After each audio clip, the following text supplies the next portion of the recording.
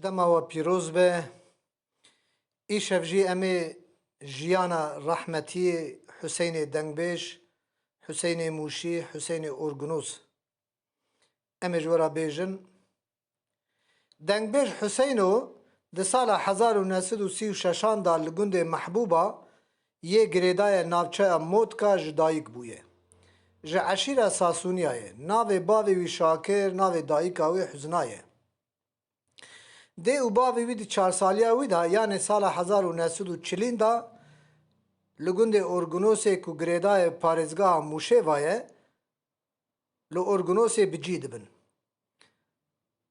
شاکر باوی حسین سه جارات زوجه سه لاو او کچک جیرات چه دبن خالد علی حسین و نوره مالباتا مالا باوی حسین لگند اورگنوسه ریجبریت که به چاندنیا میر گوزویان و خودی کرنا پز و دواران دبارا خود که او جیوکی گندیا جی برکتا دشتا موشه استفادت که دولمندیا چاند و شارستانیا کونار یا سرحده وکش دنگبیج عبدال زینی که فرز مصطفی خلی حیران رسول گوپالا شاکر بدیح ظاهر بدهان دنگبیجین دن رابو بویر و ردگاه جبو حسین جبو پیروزگاه شاعرتیه و دنگبیجیه جبو دنگبیجک هری باش او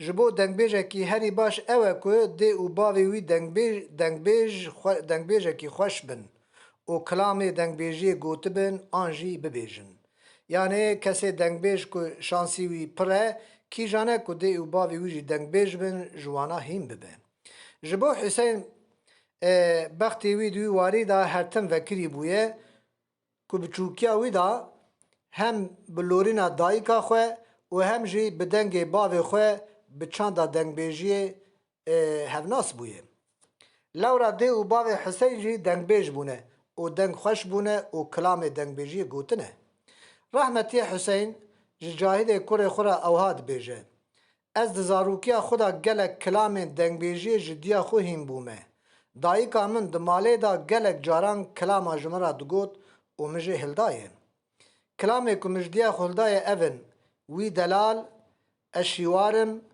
لمن لودینو هایل دلیل ناویتا خیریایه تونارینه جدیا خواه حزنا من هلدایه بگومان تجربین ده او باوی حسین دبن بنگاها پیشین دنگبیجی جبو حسینو دشوپا عبدال زینی که الولات سرحد را بگومان بدهان دنگبیج شارزا هسته و شاعر درکتنه سرحد جیه شاعر و دنگبیج آیه دنگبیج سرحد بونن باربر دیروک و چاندا کردان کش سال کون دا بویر کونی بویر نهاتنا سر مرو قوماندنا جواکی به ادبیاتا دنگبیجی را گهاندنه و زندی هشتنه امجی جه دنگبیجا را دیندارن گلو چوا ام حقیوان اداب کن رحمتی حسین دو 12 سالیا خدا راستی جواکا دنگبیجاتی تزد عمر خدا که جواتا دنگبیجا و دنگبیجا گهدارید که و دمه دنگبیج فیری که بوریزان لگون دیوان دبه میوان دنگبیج فیریک لسر خانی بجواتا کی کلاما دبیجه و گندی همو لید بن میوان لید جون و گهدارید کن دنابرا کلام دنگبیج فیریک دا رحمتی حسین کلامه که لید فتلینه و خو نشان ده دنگبیج فیریک کلاما گلک کلام حسین و دنگی وید عجیبینه اوش گندیا راد بجه او لاوک و دنگبیجه کی بناو و دنگ جدری حسین ناوچه دیرخاسه 4 سالان فقیتیت که خودنا عربی دخوینه او دما فقیتیه دا جی کلاما دویجه و میلا خود ده سر دنگبیجه ناده سر خودنا عربی بالا شیخ خیاس و شیخ معروف جدنگ حسین دا عجیبینن و شیخ خیاس دبیجه حسین devş xwendinê berde tibkêrî xwendinê nayê deng bêjiyê bike tu guhê xwe nadî xwendinê. û Hüseyin de ji feqîtiyê berdide û dest bi kilama dike. Hüseyin dil dikeve keçek ji gundê Pêrtakê ku navê wê Dîlber bûye. Di 18 saliya xwe da bi Dîlberê re dizewce û ji wan re 3 qîz û 6 hev law çêdibin. Bi sira mezintayî jor da berjêr ê mezin Ekrem, Salih, Nazîme, Cahîd, Çîçek, Becet, Cewdet, Maşallah û Hozan Reber ku mukerrem e. Piştî zewaca xwe li gund û bajaran digere bi dengbêja rang kilama dibêje, bi dengbêj Sidîqê Resûlan, Fêrîkê Borîzan û ji wan gelek kilam û meqama ji wan hîn dike. Hüseyin gelek dengbêjê Serhedê, Amedê, Êlihê û ê Herêmê nas dike û bi wan re têkiliyê datîne. Di 25 saliya xwe da li gundê Melekorkê dengbêj Reso nas dike û pêra têkiliyê datîne û dibêje wexta min Reso nas kir min teze zanî dengbêjî çawan e, qayde û meqam çawan e, fayda Reso pir gihîştiye min. Hüseyin li Vartoyê, li Xunûsê, li Kopê, Milazgirê, Tekmanê, Qereyazê, Bîtlîsê, Amedê digere û dîwana datîne û bi wan re distirê û îdî Hüseyin û bi nav û deng dibe. Hüseyin dibêje terz û meqamê Reso li hevhanîna Şakiro û dengê min zêde xweş û şîrînin û navê wan û wesfê wan dide. Îdî dawet û şahî û şevbihêr ku li deşta Mûşê pêk dihatin bi dengê Hüseyin û geş dibû û coş dibû.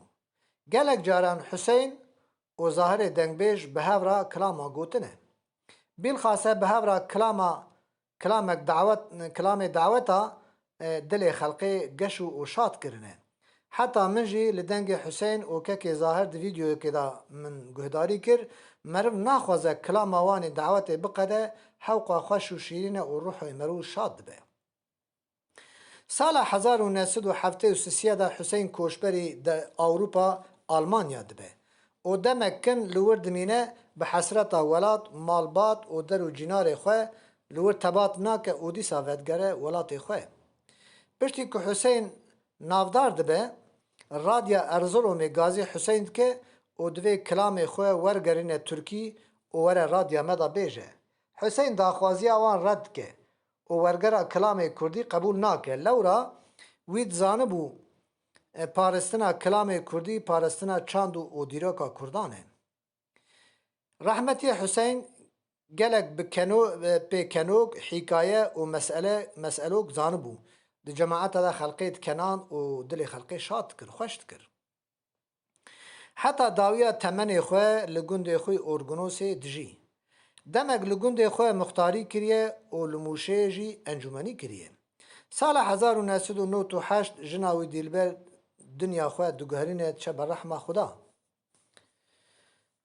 Di dawiya payîza sala 1998 ji ber tansiyona bilind dikeve û nexweşxanê dikeve nexweşxanê û li wê derê fer jî dibe. 2 salan di nav nivîna da nexweşîna xwe dewam dike û dimîne. Di roja 8 Nîsanê sala 2002 wefat dike û di gundê wî de defin dikin. Pir hêja bû ku Zahirê dengbêj Xwedê seheta bedenê bide, li ser wefata Hüseyin kilamekê dibêje, kilamek bi şewat li ser mirina birakê xwe Hüseyin dibêje gelek kilamek şîrîn û şewat e û hêja bû ku serê gotiye. Kesê ku dengbêjê Kurdayê ku wefat kirine çûne ber rehma Xuda, hezar hezar car rehma Xuda li gor û qebra wan dibarînim. Xuda wan bi ceneta xwe şa bike. Dengbêj û şairê Kurdayê ku saxin, Xuda seheta bedenê bide wan, ji wan re serkeftinê dixwazim. Hûn hemî bimînin di xêr û xweşiyê de, hûn emanetê Xuda bin. Hezînê Badikî, bajarê Bursayê.